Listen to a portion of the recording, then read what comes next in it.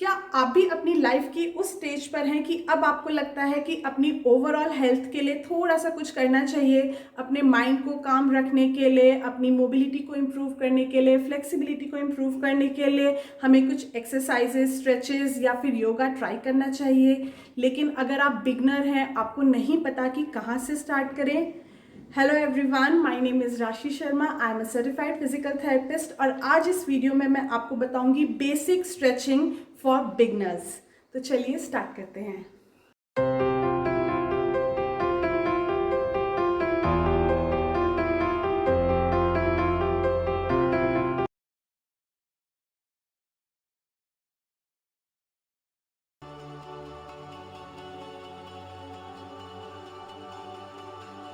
कोई भी एक्सरसाइज, योगा या फिर स्ट्रेचेस स्टार्ट करने से पहले डीप ब्रीदिंग ज़रूर करें।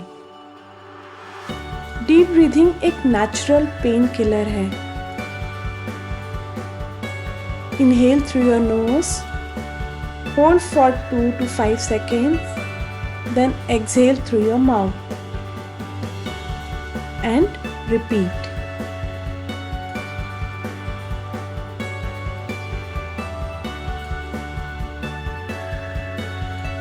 जो हमारा फर्स्ट स्ट्रेच है वो हमारी नेक और शोल्डर के लिए है।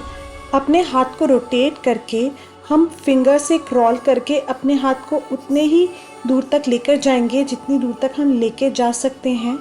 अपने दूसरे हाथ को अपने थाइस के नीचे रखेंगे और नेक को अपोजिट डायरेक्शन में साइड बेंड करेंगे।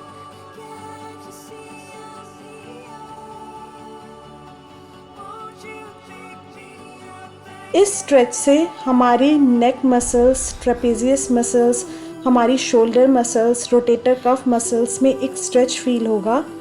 उस स्ट्रेच को हम मेंटेन करेंगे फॉर 20 to 25 सेकेंड्स तक।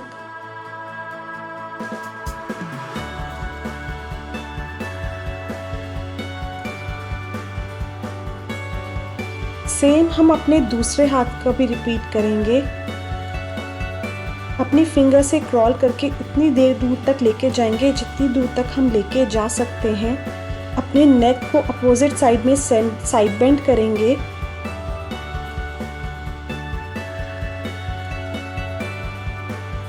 जो नेक मसल्स में एक स्टिफनेस होती है वो स्टिफनेस रिड्यूस होती है इस स्ट्रेच से।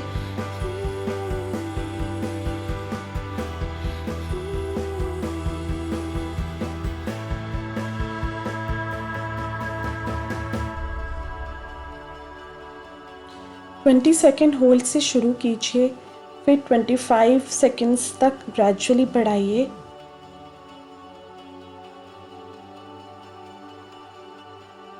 Just relax, calm your nerves. Take a deep breath. उसके बाद जो हमारा दूसरा स्ट्रेच है वो हमारा अपर ट्रंक रोटेशन स्ट्रेच है। हम अपने ट्रंक को मूव करेंगे, अपनी लोअर बॉडी को उसी पोजीशन पे रखेंगे और अपने अपर ट्रंक को रोटेट करेंगे। इस रोटेशन वाली पोजीशन पे 30 to 35 सेकेंड तक होल्ड करेंगे।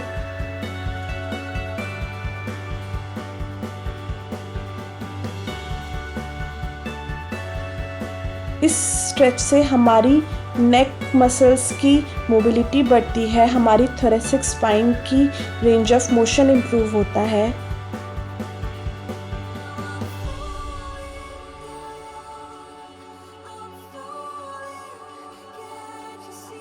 बैड पोस्चर की वजह से जो एक टेंशन हो जाती है हमारी थोरेसिक स्पाइन में, नेक मसल्स में, ये स्ट्रेच उनको बहुत हद तक उनकी टेंशन को रिलीव करता है, हमारा पोस्चर करेक्ट करता है।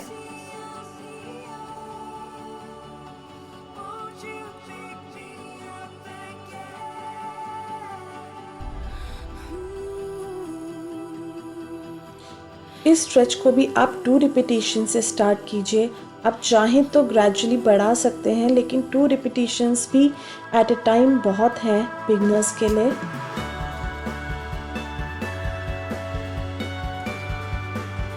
उसके बाद आता है हमारा बटरफ्लाई स्ट्रेच।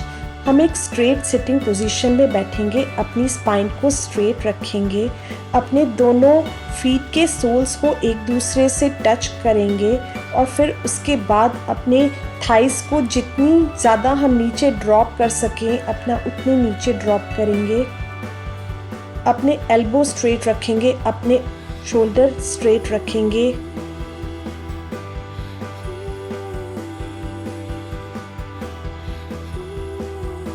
ये स्ट्रेच में नी बेंडिंग पोजीशन में हमारे जो दोनों थाइज हैं हम जितना उनको नीचे फ्लोर की तरफ ड्रॉप कर सकते हैं उतना ही ड्रॉप करेंगे।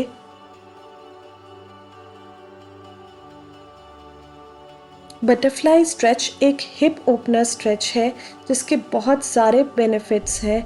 आपकी हिप्स की टाइटनेस को रिलीव करता है, एक फ्लेक्सिबिलिटी को एनहांस करता है, स्पेशली एक प्रोलॉन्ग सिटिंग के बाद जो hip muscles, thigh muscles tight हो जाती हैं उनकी टाइटनेस को कम करता है।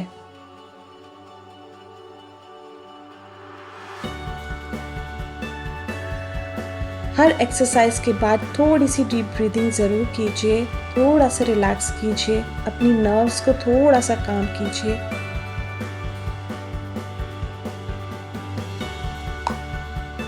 उसके बाद आती है हमारी काफ मसल स्ट्रेच। काफ मसल्स को स्ट्रेच करने के लिए आप एक कोई भी बेल्ट ले लीजिए या फिर कोई स्टोल ले लीजिए या फिर टॉवल ले लीजिए। अपने बॉल ऑफ द फुट पे रैप कीजिए उस बेल्ट को और फिर अपने फुट को अपनी तरफ खींचिए। इस तरह करने से आपकी काफ मसल्स में एक स्ट्रेच फील होगा। उस स्ट्रेच को आप मेंटेन कीजिए फॉर 35 to 40 सेकेंड्स तक। काफ मसल्स यानी कि गैस्ट्रोनीमियस और सोलियस जहाँ पर फ्यूज़ होती हैं तो वो एक एक्लिस टेंडन पर जाकर फ्यूज़ होती हैं एंकल पे। स्ट्रेचिंग करना इन मसल्स की इंजरी को प्रिवेंट करता है हमारे एंकल की। उसके बाद आता है हमारा टो टच स्ट्रेच। ये स्ट्रेच टोटली ऑप्शनल है क्योंकि जहाँ हमारी हैमस्ट्रिंग मसल्स स्ट्रेच होती हैं इस वाली पोजीशन पे, वहीं हमारी बैक पे भी थोड़ा सा स्ट्रेन पड़ता है। तो जिन लोगों को क्रॉनिक बैक पेन की प्रॉब्लम है वो ये स्ट्रेच अवॉइड करें। अदरवाइज़ ये स्ट्रेच हमारी हैमस्ट्रिंग मसल्स के लिए बहुत यूज़फुल है।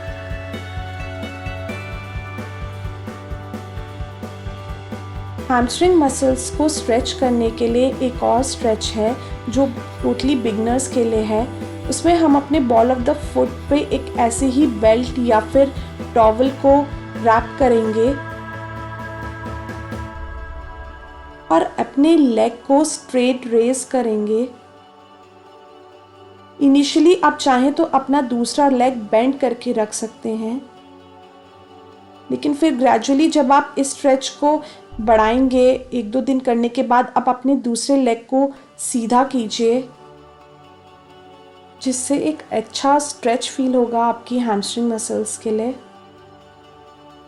रिपीटेटिव मूवमेंट करने से, पुअर पोस्चर से और कॉन्स्टेंटली एक सिटिंग पोस्चर में बैठने से हमारी जो हिप फ्लेक्सर मसल्स हैं वो टाइट हो जाती हैं और हैमस्ट्रिंग स्ट्रेच उन्हीं टाइट मसल्स को स्ट्रेंथन करता है, हमारे पोस्चर को इम्प्रूव करता है और जो रिस्क ऑफ इंजरी है उसको भी रिड्यूस करता है।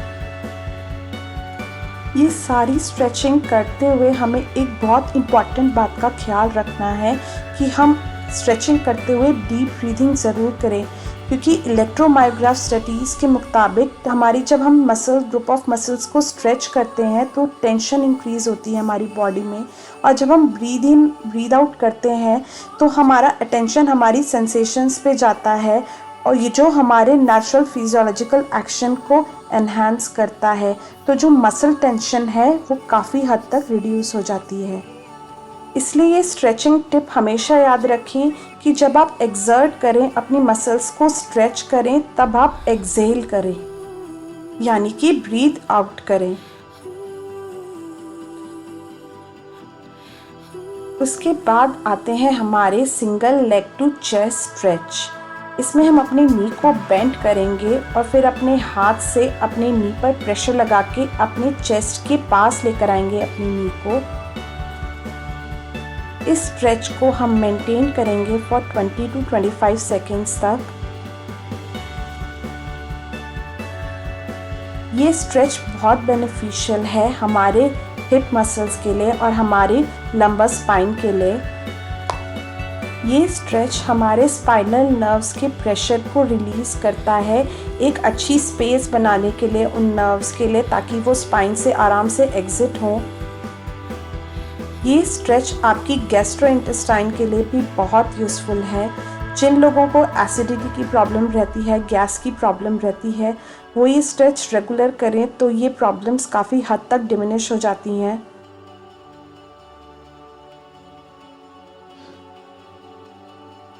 ये सारे स्ट्रेचेस आपकी नर्व्स को काम करते हैं, आपकी मसल्स को रिलैक्स करते हैं, आपके माइंड को रिलैक्स करते हैं और आपको एक पॉजिटिव फीलिंग देते हैं लूज और सपल होने की।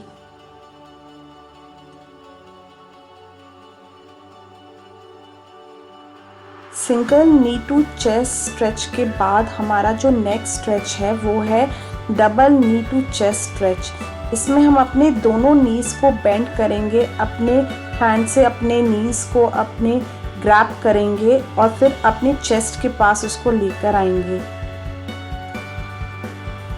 20 to 25 सेकेंड तक होल्ड रखेंगे। Double knee to chest stretch एक ब्लड सर्कुलेशन को इम्प्रूव करता है, न्यूट्रिएंट्स प्रोवाइड करता है हमारी जॉइंट्स को, नी जॉइंट को, हिप जॉइंट को, इनफैक्ट हमारी लंबर स्पाइन को भी।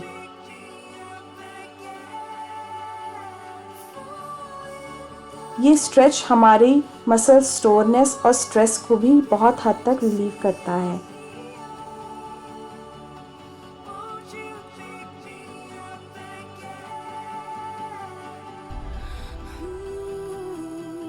उसके बाद आता है हमारा चाइल्ड पोज स्ट्रेच। इसमें हम अपने नी को बेंड करेंगे, अपनी बॉडी को आगे फॉरवर्ड बेंड करके अपने हेड को फ्लोर पर रेस्ट करेंगे और फिर धीरे धीरे अपने हाथों से, अपनी फिंगर्स से क्रॉल करते हुए अपने हैंड को आगे लेके जाएंगे।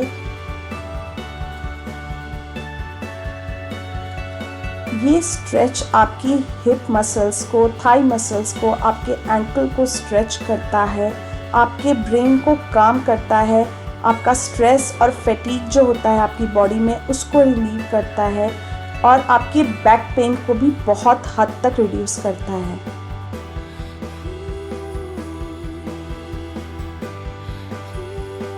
ये पोज इसीलिए इतना रिलैक्सिंग होता है क्योंकि ये आपके हिप्स को ओपन करता है, आपकी बैक को इलोंगेट कर देता है, तो उससे एक टेंशन रिलीव होती है जो हमारे डेली मूवमेंट्स की वजह से होती है, हमारी डेली एक्टिविटीज़ की वजह से हमें जो स्ट्रेस होता है उसको बहुत हद तक रिलीव करती है, हमारे बॉडी में ऑक्सीजन सर्कुलेट करती है और हमारी एनर्जी को रिस्टोर करती है। उसके बाद जो हमारा सबसे लास्ट स्ट्रेच है वो है बैक एक्सटेंशन स्ट्रेच। इसमें हम एक प्रोन लाइन पोजीशन में लेटेंगे, अपने लेग्स को स्ट्रेट रखेंगे और अपने पाम्स के सहारे अपनी अपर बैक को ऊपर लिफ्ट करेंगे। इसमें हमारे एल्बोज भी स्ट्रेट रहने चाहिए।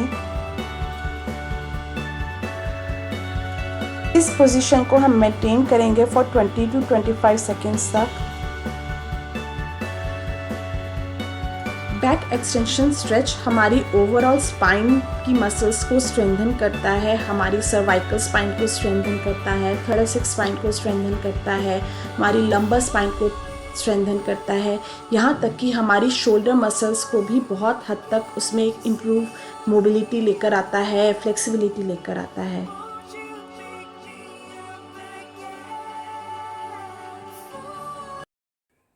फ्लेक्सिबिलिटी एक बहुत बड़ा कंपोनेंट है हमारी फिटनेस के लिए, लेकिन स्ट्रेचिंग से सिर्फ फ्लेक्सिबिलिटी ही इम्प्रूव नहीं होती है हमारी मसल्स की, हमारा स्ट्रेस भी रिड्यूस होता है, एक रिलैक्सेशन मिलता है, हमारी जो रिस्क ऑफ इंजरीज़ हैं वो कम हो जाती हैं, छोटे मोटे मसल पुल्स हमें फील ही नहीं होते अगर होते भी हैं तो, और हमारे जो एक रेंज ऑफ मोशन है हमारे जॉइंट्स का, जब हम अपने जॉइंट्स को मूव करते हैं तो जो एक रेस्ट्रिक्टेड मूवमेंट्स होते हैं वो भी बहुत हद तक इम्प्रोवाइज होते हैं, बहुत हद तक खुलते हैं। तो इसीलिए स्ट्रेचिंग बहुत इंपॉर्टेंट है। ये स्ट्रेचिंग एक्सरसाइजेस बिगनर्स के लिए हैं। आपको थोड़े सा शुरू में सोरनेस फील हो सकती है क्योंकि मसल्स टाइट होती हैं, उनको इलोंगेट करते हैं हम स्ट्रेचिंग करके, तो थोड़ा सा शुरू में सोरनेस होना बहुत ऑब्वियस है। लेकिन अगर आप ये स्ट्रेचिंग रूटीन डेली फॉलो करेंगे तो आपको खुद ही एक डिफरेंस फील होगा अपनी बॉडी में। तो अगर ये वीडियो आपको अच्छी लगी हो, यूज़फुल लगी हो, तो इसको लाइक कीजिए, शेयर कीजिए, स्पेशली उन लोगों के साथ जो लोग स्ट्रेचिंग में बिलीव करते हैं। और जिन लोगों ने अभी तक मेरा चैनल को सब्सक्राइब नहीं किया है, प्लीज़ सब्सक्राइब कीजिए।